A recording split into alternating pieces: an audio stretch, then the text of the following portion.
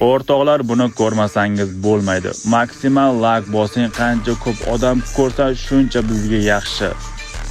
Bilasizlar, 2 karra biznikilar to'g'rida turib ban olib ketdi. Sababi Temis deklaratsiyani jalba tashashdi. Da to'g'ri, biz teksa yurtdoshlarimiz yordam beramiz deb kelib berishgandi. Mana shu ketidan ban olib ketdi va undan keyin bular umuman Temis qilmasdan chesni o'ynashib to'g'rini bermasdan kelishyapti. Lekin hozirgi vaqtda to'g'ridagi odam Temesya bilan o'yin qilyapti. Bu nagli. Buni To'fon streamida ham ko'rsatib o'tgan. Bu yerda esa pastda biz yurtdoshlarimiz Temesya qilmasdan chesni o'ynashyapti, lekin to'g'ridagi odam prosta g'iromli qilib to'g'riga chiqib ketyapti. Biz ham endi bunga ban berishimiz kerak. Qanday ban beraman deydigan savol sizda bo'ladigan bo'lsa, juda ham oddiy.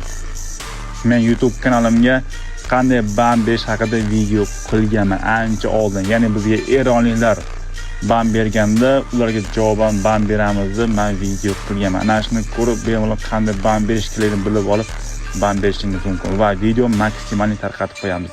Va fikringizni ham komment yozib qoldiring.